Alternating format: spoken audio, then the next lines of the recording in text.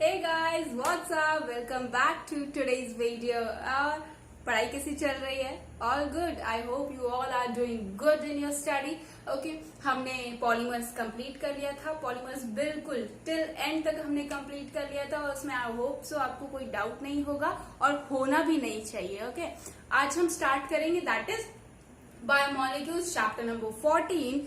Okay, अगर मैं in general बात करूं, जब हम आपकी एज के होते थे, मैं आपकी एज की होती थी, तो आई थॉट कि ये चैप्टर बहुत बर्बाद चैप्टर है, ये चैप्टर बहुत रट्टाफिकेशन चैप्टर है और ये चैप्टर बहुत ही है ना, कुछ इसमें है नहीं, बिग बिग बिग स्ट्रक्चर. तो आई थॉट कि इसको छोड़ देते हैं. But at the end I realize कि इस चैप्टर से बहुत ही इंपॉर्टेंट क्वेश्चंस आते हैं in competitive exams. Okay, so अगर स्टेप बाय स्टेप चलेंगे, it is very easy. When I am here no fear is there. Okay, so biomolecule start करते हैं. बहुत ही इंपॉर्टेंट चैप्टर है गाइज, बहुत इंपॉर्टेंट है. आई अगेन सेड बहुत इंपॉर्टेंट चैप्टर है, ध्यान से पढ़िएगा. एंड बहुत इजी है, बहुत easy. Okay, so biomolecules, bio, अगर बात करें बायो और मॉलिक्यूल्स की, bio that is related to biology, that is related to living systems. Okay, and molecules, something that's related to chemistry, something that related to chemistry. So this chapter is, we can say, biochemistry. Okay, biochemistry. तो इस chapter में हम क्या करेंगे, जो हमारे with in जो reaction होती रहती है, हमारे विद इन जो इम्पोर्टेंट लिविंग सिस्टम के लिए इम्पोर्टेंट जो पॉलीमर्स इसमें हम पढ़ेंगे. जो पॉलीमर्स हमने लास्ट चैप्टर में पढ़ लिया था, वो हम इस चैप्टर में पढ़ेंगे. कौन सा? दैट इज जो अमीनो एसिड्स हमने देखे थे, प्रोटीन्स हमने देखे थे. ओके, वो सब हम इस चैप्टर में पढ़ेंगे. ओके, तो something that is related to our living system, जो हमारे जीवन के लिए, जो लिविंग सिस्टम के लिए इम्पोर्टेंट है मॉलिक्यूल्स, वो हम इसमें देखेंगे. ओके, तो इसको हम किसमें इंक्लूड करेंगे? Bio, something that is related to biology, that is related to living system, and molecules that is related to our chemistry. Okay, so it is biochemistry. It is the study of our living system. Okay, it is the study of our living system. Okay, biochemistry की अगर मैं बात करूं, इसको दो categories में divide करेंगे. First one is bio organic.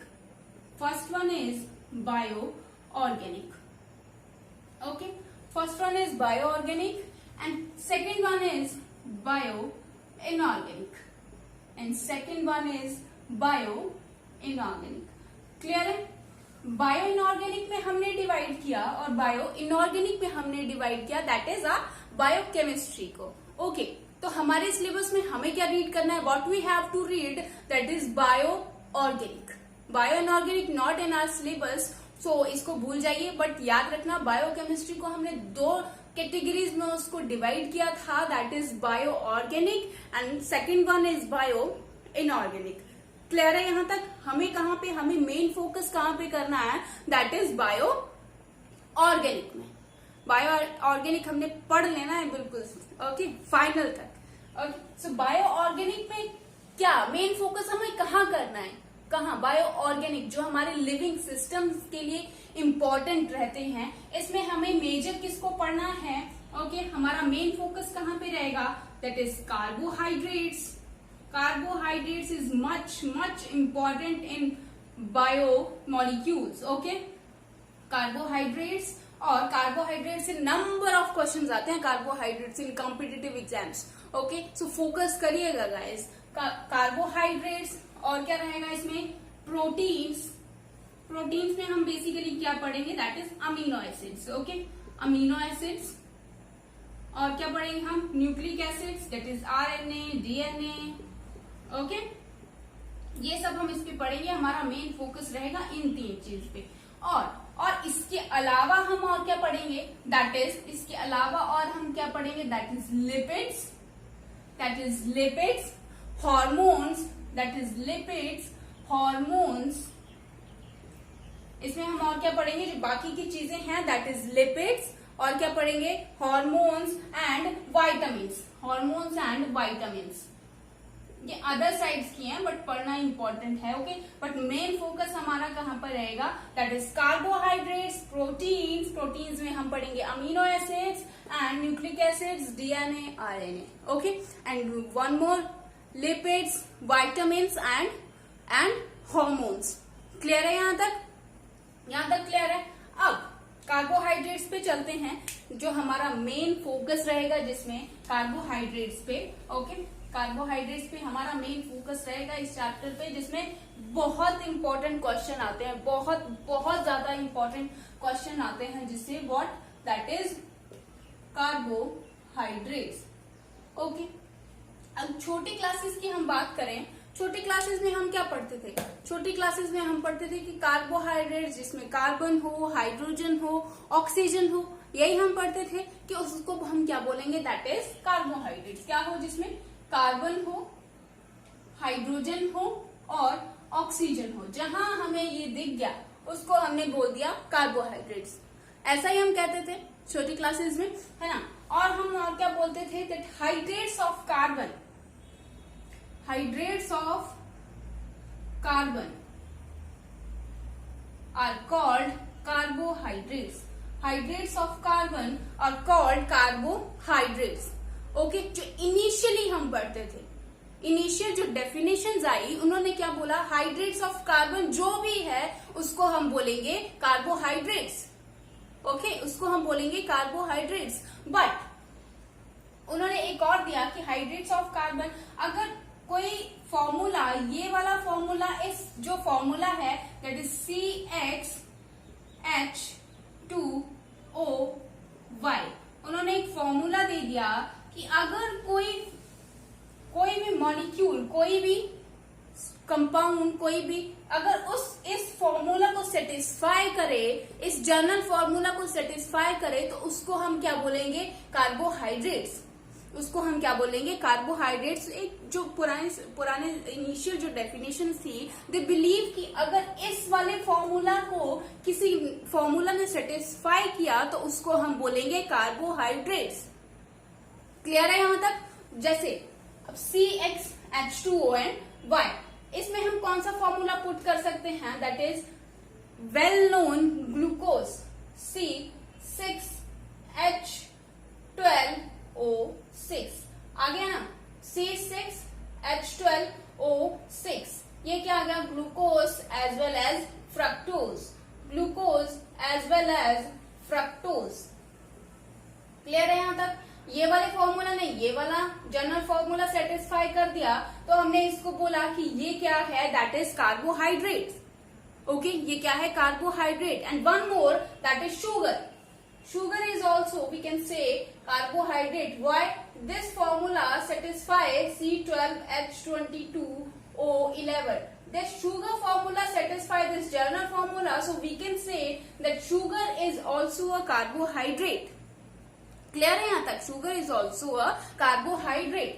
Clear है? क्यों हमने इनको बोला, क्योंकि ये उन्होंने जनरल फॉर्मूला जो दिया था साइंटिस्ट ने, वो ये वाले जो ग्लूकोज, फ्रक्टोज एंड शुगर हैं, ये जनरल फॉर्मूला को सेटिस्फाई कर रहे थे।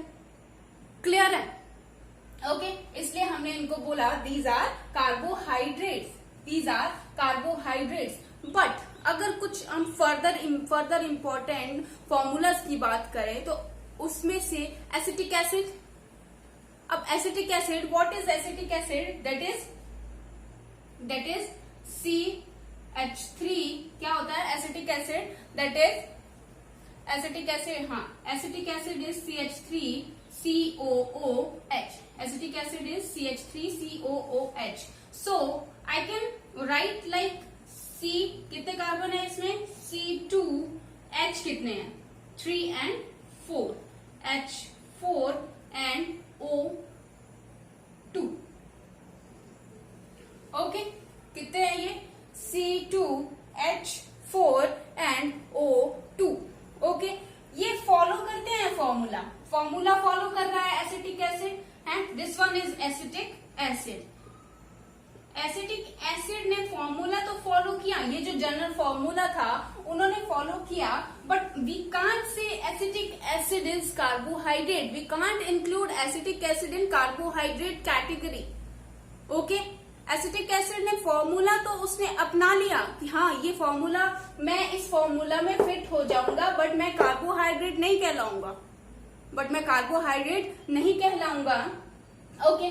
और एसिटिक एसिड और formaldehyde that is HCHO,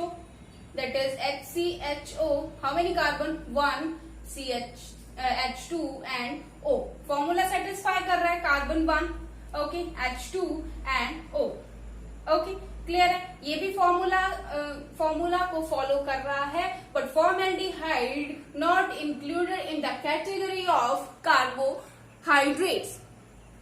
okay, so यहाँ पे हमारी डेफिनेशन क्या होगी, थोड़ी सी डगमगा गई, है ना। हमने क्या बोला कि जो इस फॉर्मूला को कोई फॉलो करेगा उसको हम कार्बोहाइड्रेट्स बोलेंगे, क्लियर है, उसको हमने कार्बोहाइड्रेट्स बोल दिया। But there are acetic acid and formaldehyde, वो भी आ गए कि हम फॉर्मूला तो फॉलो करेंगे बट कार्बोहाइड्रेट्स नहीं कहलाएंगे, ओके, कार्बोहाइड्रेट्स नहीं कहलाएंगे। अब अगर मैं एक और स्ट्रक्चर की बात करूं, दैट इज अगर मैं एक और स्ट्रक्चर लूं आपके पास, that is rhamnose, okay, that is अगर मैं एक और बात करूं आपके पास, दैट इज रेमिनोज, ओके। इसका क्या फॉर्मूला होगा, that is C, that is दिख रहा है ना, दैट इज C6H12O5, ये क्या है, दैट इज C6H12O5, इसको क्या बोलेंगे हम, दैट इज रेमिनोज। इसने फॉर्मूला फॉलो किया, बताओ आप, यहाँ पे फॉर्मूला फॉलो किया, नो, यहाँ पे आगे C6H12 and O5, formula follow नहीं किया, but we can also say that reminose is carbohydrate, acetic acid ने फॉर्मूला फॉलो किया बट उसको कार्बोहाइड्रेट हमने नहीं बोला, बट रेमिनोज को हमने कार्बोहाइड्रेट बोला, still rhamnose is not following that general formula. Clear हो रहा है यहां तक? देखो हमने क्या, साइंटिस्ट ने जो बोला स्टार्टिंग में कि जो ये वाला फॉर्मूला फॉलो करेगा उसको हम कार्बोहाइड्रेट बोलेंगे। अब ग्लूकोज, फ्रक्टोज, शुगर, ये तो फॉर्मूला फॉलो कर रहे थे, फॉर्मूला में फिट हो रहे थे, but acetic acid and formaldehyde uh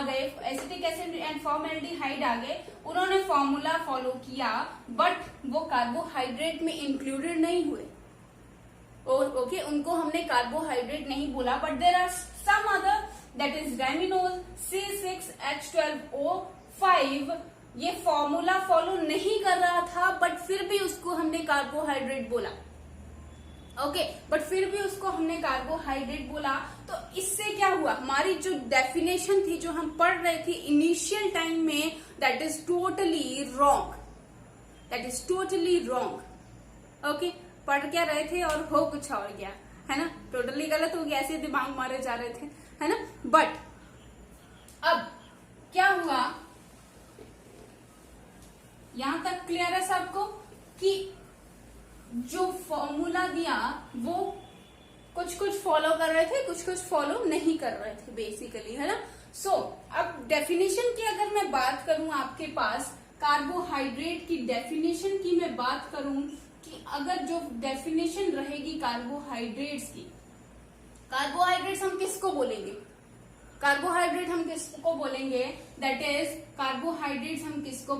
that is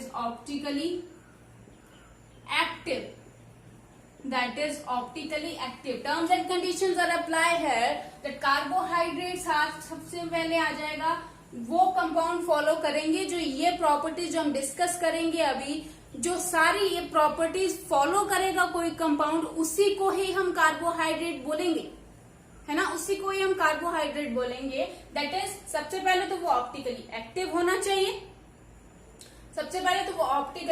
होना चाहिए, सेकेंड वन उसमें क्या होना चाहिए, पॉलीहाइड्रोक्सी, ओके, पॉली हाइड्रोक्सी मतलब वहां पे OH ग्रुप प्रेजेंट होने चाहिए। Okay, poly hydroxy many number of OH group present होने चाहिए। Third one is presence of CHO as well as CO, aldehyde और कीटोन प्रेजेंट होना चाहिए। तो वो उसको हम क्या बोलेंगे, that is carbohydrate.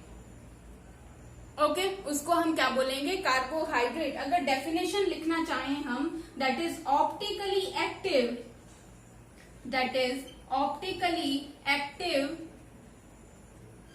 that is optically active polyhydroxy, or let me write optically active polyhydroxy. Okay, optically active polyhydroxy aldehyde और ketone, polyhydroxy aldehyde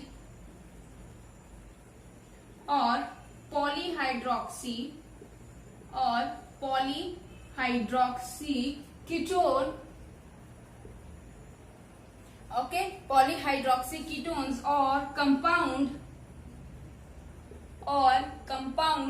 which give such compound on hydrolysis, which give such compounds on hydrolysis,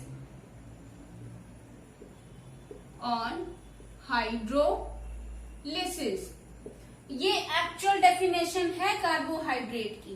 ये actual definition है कि जो कोई भी formula इस वाली definition को फॉलो करेगा, ईच प्रॉपर्टी को, ऐसा नहीं ऑप्टिकली एक्टिव होना चाहिए और बाकी की प्रॉपर्टी उसने फॉलो नहीं की, उसको हम नहीं बोलेंगे, we can't say that carbohydrate, है ना। सो ऑप्टिकली एक्टिव होना चाहिए, पॉलीहाइड्रोक्सी होना चाहिए, ओके, OH ग्रुप प्रेजेंट होने चाहिए उसमें, and CHO and CO, that is aldehyde and ketone. Okay, अब एंड में क्या लिखा है, दैट इज और कंपाउंड विच गिव, और उन कंपाउंड को हम कार्बोहाइड्रेट्स बोलेंगे, जो ये वाले कंपाउंड प्रोड्यूस करे, जो हमें दें ऑन हाइड्रोलिसिस। अगर किसी कंपाउंड ने हमें ये वाली प्रॉपर्टी फॉलो करने वाला कोई कंपाउंड दे दिया, उनको भी हम कार्बोहाइड्रेट की कैटेगरी में इंक्लूड करेंगे गाइस। ओके, क्लियर है यहां तक, है ना। क्या बोला हमने, ऑप्टिकली एक्टिव होना चाहिए, OH ग्रुप्स प्रेजेंट होने चाहिए, एल्डिहाइड एंड कीटोन्स प्रेजेंट होने चाहिए, और ऐसा कोई कंपाउंड जो ऑन हाइड्रोलिसिस, ऐसे कंपाउंड्स हमें दें, उनको हम बोलेंगे carbohydrates. Clear, you got my point और नॉट, अंडरस्टैंड ना। अब कई स्टूडेंट सोच रहे होंगे that what is this optically active, it's a new term, अभी तक क्योंकि हमने वो चैप्टर नहीं पढ़ा है। ऑप्टिकली एक्टिव, थोड़ा सा ये प्रॉपर्टी डिस्कस कर लेते हैं, that is what is optically active. ये क्या नई टर्म तो है नहीं, है ना। ऑप्टिकली एक्टिव वो कहलाएंगे जहां पे जो प्लेन पोलराइज्ड लाइट, जब हम उस पे पास करेंगे, प्लेन पोलराइज्ड लाइट को जो कंपाउंड क्लॉकवाइज भी घुमाए और एंटी क्लॉकवाइज भी घुमाए, प्लेन पीपीएल को जो क्लॉकवाइज घुमाए और एंटी क्लॉकवाइज भी घुमाए, उनको हम क्या बोलते हैं, दैट इज ऑप्टिकली एक्टिव।